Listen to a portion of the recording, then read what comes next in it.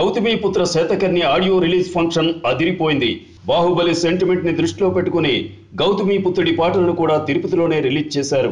ఆంధ్రప్రదేశ్లో అధికారంలో ఉన్నది కూడా టీడీపీ ప్రభుత్వమే కావడంతో పోలీస్ యంత్రాంగం, ప్రభుత్వ యంత్రాంగం కూడా భారీగానే సపోర్ట్ అందించారు.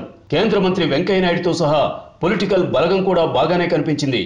మరి ఇప్పుడు గౌతమి స్పీడ్ తట్టుకోవాలంటే మెగాస్టార్ చిరంజీవి ఏం చేయాలి? పైగా థియేటర్స్ విషయంలో కూడా సింగిల్ స్క్రీన్స్ విషయంలో రాజకీయ పలుకుబడి ఉపయోగించి మరి బాలకృష్ణ సినిమాకు ఎక్కువ సంఖ్యలో కేటాయిస్తున్నారన్న వార్తలు వస్తున్నాయి. అన్నిటికీ మించి గౌతమిపుత్ర శాతకర్ణి ట్రైలర్ రిలీజ్ అయిన తరువాత నుంచి సినిమా పైన అంచనాలు కూడా పెరుగుతూ ఉన్నాయి.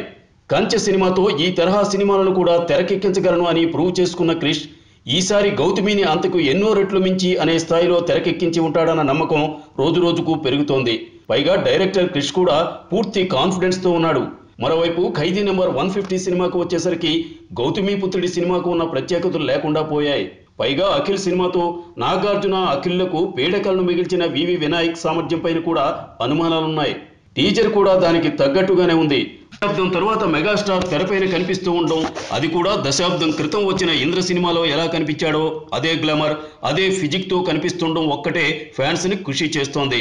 కానీ గౌతమిపుత్రుడి స్పీడ్ కి బ్రేకులు పడాలంటే ఇంకేదో మ్యాజిక్ కూడా కావాలని అనిపిస్తోంది. ఆ మ్యాజిక్ కూడా చిరంజీవి ఇంట్లోనే ఉంది. అదే power star power.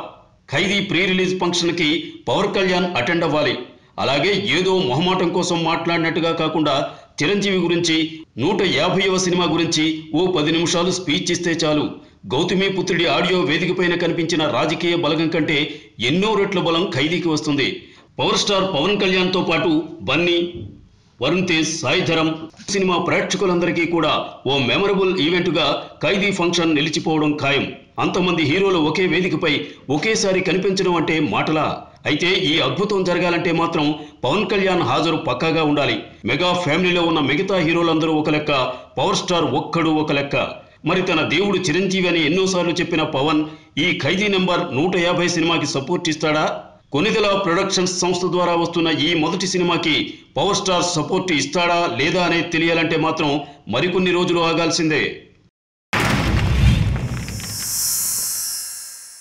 Like and subscribe Eagle Media Works.